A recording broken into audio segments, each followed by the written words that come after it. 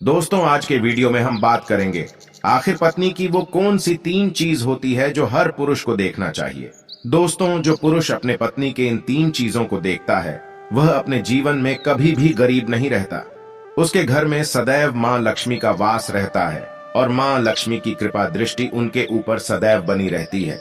दोस्तों, आज की वीडियो में हम बताएंगे कि आखिरकार वह कौन सी 3 चीजें हैं जो हर पुरुष को अपनी पत्नी के देखनी चाहिए।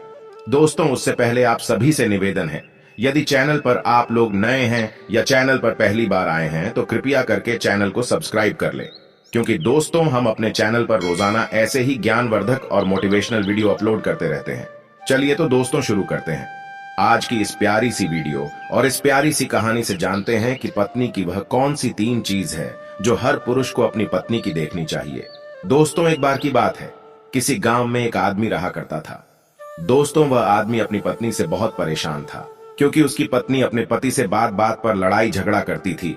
उसके घर में एकदम कंगाली छा गई थी। खाने के लिए घर में ना ही कोई दाने थे, ना ही पीने के लिए पानी और ना ही पहनने के लिए वस्त्र। दोस्तों, रोज रोज के इस कलेश से वह पुरुष अपनी पत्नी से परेशान हो गया था। दोस्तों, एक दिन की बात है, वह आदमी अपने घर से जंगल की तरफ निकल जाता है। दोस्तों, जंगल में जाते जाते उस आदमी को एक साधु से मुलाकात होती है। तब वह आदमी उस साधु के पास बैठ जाता है और वहां पर बैठकर रोने लगता है। दोस्तों, वह साधु उस आदमी को पूछते हैं कि पुत्र, आखिर तुम्हें हुआ क्या है, तुम क्यों रो रहे हो। तब वह आदमी उस साधु को बताता है कि महाराज, मेरे घर में मेरे पत्नी और मेरे 2 छोटे छोटे बच्चे हैं। मेरी पत्नी मेरी कोई भी बात नहीं मानती है, बात बात पर मुझसे लड़ाई झगड़ा करती है, जिसकी वजह से मेरा एक छोटा सा बिजनेस था वह भी बंद हो गया और अब हम घर में दाने दाने के लिए मोहताज है। हमारे घर में खाने के लिए कुछ भी नहीं है, पीने के लिए पानी नहीं है और पहनने के लिए वस्त्र नहीं है। लेकिन मैं अपनी पत्नी को समझाता हूँ कि लड़ाई झगड़े ना करे। इसके बावजूद भी वह घर में रोज लड़ाई झगड़ा करती है। इस वजह से मैं बहुत दुखी हूँ और बहुत परेशान हूँ, इसलिए मैं घर छोड़कर आपकी शरण में आया हूँ। दोस्तों, वह साधु महाराज उस आदमी को बोलते हैं कि पुत्र तुम रो मत, आज मैं तुम्हें ऐसे 3 चीज बताने जा रहा हूँ। जो पुरुष अपनी पत्नी की 3 चीजों को देखता है वह पुरुष अपने जीवन में कभी भी गरीब नहीं रहता है और ना ही उसके घर में कभी लड़ाई झगड़े होते हैं और उसके बिजनेस में तरक्की होती है। दोस्तों, तो वह साधु महाराज उस आदमी को बताते हैं कि मैं तुम्हें जो बातें बताने जा रहा हूं उन 3 चीजों को गांठ बांध लो। तब वह आदमी उस साधु महाराज की बातें बहुत गौर से सुनता है और साधु महाराज से बोलता है कि प्रभु, आप मुझे जल्द से जल्द बताइए वह कौन से 3 चीज है जो हर पुरुष को अपने पत्नी की देखनी चाहिए। दोस्तों, तब वह साधु महाराज उस आदमी को एक कहानी सुनाते हैं। तो चलिए दोस्तों, गुरुजी से ही सुनते हैं इस कहानी के बारे में। दोस्तों, किसी नगर में एक सेठ रहा करता था। उस सेठ का बहुत बड़ा व्यापार था। उसके घर में सेठ और उसकी पत्नी रहा करते थे। उस सेठ और सेठानी में आपस में बहुत प्रेम था। उनके घर में कभी भी लड़ाई झगड़ा किसी प्रकार का कोई अंधा क्लेश नहीं होता था। इसलिए उसके घर में सदैव मां लक्ष्मी का वास रहता था और उनके बिजनेस में दिन दुगनी रात चौगुनी तरक्की होती थी। उन सेठ सेठानी में इतना प्रेम था कि आसपास के लोग उनके इस प्रेम को देखकर जल जाया करते थे। दोस्तों, सेठ और सेठानी के इस प्रेम की मिसाल हर गांव वाले देते थे। ऐसे कर करके उस सेठ और सेठानी की बात उस गांव की राजा तक भी पहुंच जाती है। दोस्तों, जब सेठ सेठानी की बात उस राजा के पास पहुंचती है तो वह राजा भी उनके प्रेम की मिसाल की तारीफ करते हैं और कहते हैं, हमारे गांव में एक पुरुष और स्त्री ऐसे भी है जिनके घर में कभी भी लड़ाई झगड़ा नहीं होते हैं। उन दोनों में आपस में इतना प्रेम है कि जितना मैं आज तक अपने जिंदगी में कभी भी नहीं देखा। दोस्तों, एक बार की बात है, वह राजा पूरे नगर में ढिंढोरा पिटवाते हैं और कहते, इस राज्य में जितने भी लोग हैं वो सभी लोग अपने अपने घर में दिया जलाकर रखेंगे। तब राजा की रानी अपने राजा से पूछते हैं कि महाराज, आखिरकार आप सभी के घर में दिया क्यों जलवा रहे हैं। राजा रानी की बात सुनकर रानी को बोलते हैं कि दीपक प्रेम की निशानी होती है। जिसके घर में दीपक जलता है उसके घर में सदैव ही प्रेम बना रहता है और मैं चाहता हूं कि जो प्रेम सेठ और सेठानी के बीच में है वही प्रेम हमारे इस नगर में, हमारे इस राज्य में हर पति और पत्नी के बीच में हो। इसलिए मैं हर घर में दीपक जलाना चाहता हूं। दोस्तों, राजा की सैनिक पूरे नगर में ढिंढोरा पीटते हैं और बोलते हैं, सभी के घर में दीपक रात भर जलना चाहिए। दोस्तों, राजा की बात मानकर सभी नगरवासी अपने अपने घर में दिया जलाते हैं लेकिन जैसे ही आधी रात होती है सभी के घर के दीपक बुझ जाते हैं, लेकिन उस सेठ और सेठानी के घर की दीपक कभी भी नहीं बुझती है, क्योंकि दोस्तों दीपक प्रेम की निशानी होती है और जो सेठानी थी वह अपने घर की दीपक को सदैव जलाए रखती थी, जिससे सेठ और सेठानी का प्रेम बरकरार रहे। लेकिन दोस्तों जो सेठानी थी वह अपनी मनमानी काम करती थी, उसका जो मन करता था वह वही काम करती थी। लेकिन सेठ को इस बात से कभी भी कोई दिक्कत नहीं होती थी, क्योंकि सेठ बहुत समझदार था। वह सोचता था कि यदि मैं अपनी पत्नी को रोक टोक करूंगा तो घर में बेवजह ही लड़ाई झगड़ा होंगे। दोस्तों इसीलिए सेठ सेठानी की कई चीजों को और कई बातों को अनदेखा करता था। वह सेठ इसलिए अनदेखा करता था ताकि पति पत्नी में वह प्रेम और व्यवहार बना रहे।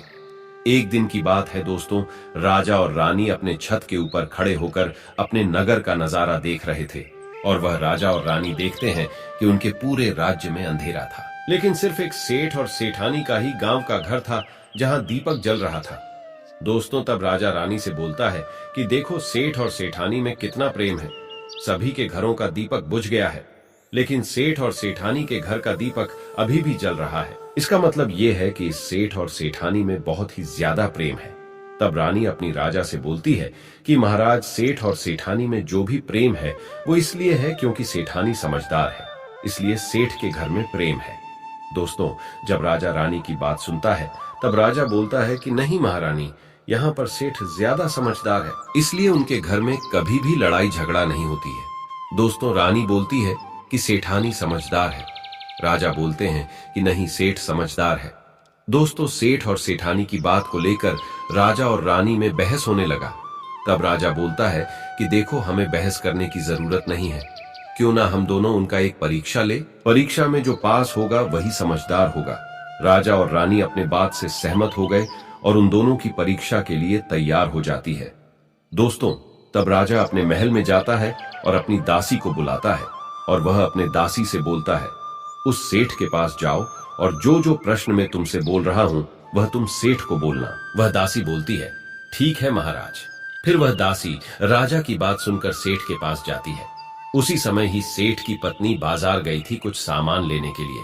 दोस्तों तो वह राजा की दासी सेठ से बोलती है कि सेठ जी मैं राजमहल से आई हूँ, राजा साहब ने मुझे भेजा है। दोस्तों वह सेठ उस दासी को बोलता है कि बताइए मैं आपकी क्या सेवा कर सकता हूँ, आप बैठिए मैं आपके लिए पानी लेकर आता हूँ। तब वह दासी सेठ से बोलती है नहीं सेठ जी मैं राजा की दासी हूँ, बस आपके पास राजा के समाचार लेकर आई हूँ। दोस्तों तब वह सेठ बोलता है कि ठीक है दासी आप मुझे बताइए राजा साहब ने क्या समाचार भेजा है मेरे लिए। तो दोस्तों वो दासी सेठ से बोलते हैं कि सेठ जी राजा साहब ने मुझे ये बोले हैं यदि तुम अपनी पत्नी को छोड़ देते हो तो वह तुम्हें खूब सारे हीरे और जवाहर देंगे, तुम्हें राजमहल में एक अच्छे पोस्ट पर नौकरी भी देंगे।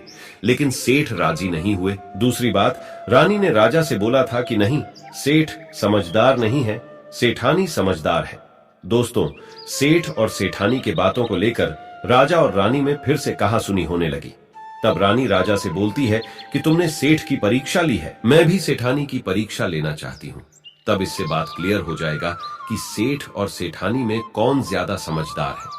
तो वह राजा रानी को आदेश देता है कि प्रिय तुम भी एक बार सेठानी की परीक्षा ले लो। तब रानी अपने राजमहल से एक दास को उस सेठानी के पास भेज दिया और अपने दास से बोलती है कि जो मैं तुम्हें बोल रही हूँ ये सारी चीजें जाकर उस सेठानी को बोलना। तब राजा का दास उस सेठानी के पास जाता है। इधर से सेठ अपने काम के सिलसिले में कहीं बाहर गया हुआ था, घर पर सेठानी ही अकेली थी। दोस्तों दास मौका देखकर उस सेठानी के पास पहुंचता है और सेठानी से बोलता है कि सेठानी जी मैं राजमहल से आया हूं, मुझे रानी साहिबा ने भेजा है। दोस्तों तब वह सेठनी बोलती है ठीक है बताइए किस लिए तुम्हें रानी साहिब मेरे पास भेजा है। दोस्तों तब वह दास सेठानी से बोलता है कि रानी साहिबा ने बोला है कि यदि तुम अपने पति को छोड़ दोगी तो वह बहुत सारे हीरे जवाहरात देंगे और अगर तुम अपने पति को मार दोगी तो वह तुम्हें अपने राज्य का आधा हिस्सा दे देंगे। दोस्तों दास की बात सुनकर सेठानी तैयार हो जाती है और कहती है ठीक है यदि रानी साहिबा अपने राज्य की आधा हिस्सा मुझे देंगी तो मैं अपने पति को मार दूंगी। दोस्तों तब उस राजा का दास उस सेठानी से बोलता है कि मुझे कैसे पता चलेगा कि तुमने सेठ जी को मार दिया है। दोस्तों, तब सेठानी राजा के दास से बोलती है कि मेरे घर में जो दीपक जल रहा है वह तुम्हें दिख रहा है। तब दास बोला, हाँ दिख रहा है। तब सेठानी उस राजा के दास से बोलती है कि जब मैं अपने पति को मार दूंगी तो मैं यह दिया बुझा दूंगी तो तुम्हें पता चल जाएगा कि मैं अपने पति को मार दिया है। अब वह दास सेठानी की बात सुनकर राजमहल को वापस लौट जाता है और राजा और रानी से ये सारी बात बताता है। सेठानी की बात सुनकर रानी बहुत अचंभित हो जाती है और रानी को स्त्री जाति से नफरत होने लगती है। दोस्तों, तब वह राजा अपने सारे दास दासियों के साथ सारे सैनिकों को बुलाता है और बोलता है, देखो, मैं यह नहीं चाहता हूं कि राजा और रानी की वजह से किसी निर्दोष की जान जाए। तुम ऐसा करो, उस सेठानी के घर जाओ और उस सेठ को सारी बातें बता दो और उस सेठ को बचा लो। दोस्तों, इधर दास और दासी सेठानी के घर पर जाते हैं और सोचते हैं कि सेठानी तो सेठ को रात में मारेगी और दिया भी बुझाएगी। इससे पहले ही हम सेठानी के घर में हमला बोल देते हैं। दोस्तों, इधर रात भी नहीं हुई थी, शाम का समय था और जैसे ही राजा के सैनिक सेठानी के घर पर धावा बोलते हैं तो देखते हैं कि सेठ पहले से ही मरा हुआ है। दोस्तों, तब राजा और रानी के दास दासी उस सेठानी से बोलते हैं, सेठ जी तो मरा पड़ा है, लेकिन सेठ को तो तुम्हें रात में ही मारने के लिए बोला गया था। दोस्तों, तब वह सेठनी उस दास और दासी से बोलती है कि सेठ को तो मुझे मारना ही था, रात में तो मुझे दिया बुझाना था, इसलिए सेठ को तो मैंने दिन में ही जहर देकर मार दिया है। अब मेरा काम है सिर्फ दिया बुझने का। दोस्तों, वह सैनिक उल्टे पांव उस सेठ के घर से राजा के दरबार में भागे जाते हैं और राजा को सारी बातें बताते हैं। दोस्तों, राजा क्रोध से आग बबूला हो जाता है और उसको स्त्रियों से घृणा होने लगती है और वह अपने सैनिकों को भेजता है कि उस सेठानी को बंदी बनाकर लाए। तब राजा के सैनिक उस सेठानी को बंदी बनाकर राजा के राज दरबार में पेश करते हैं।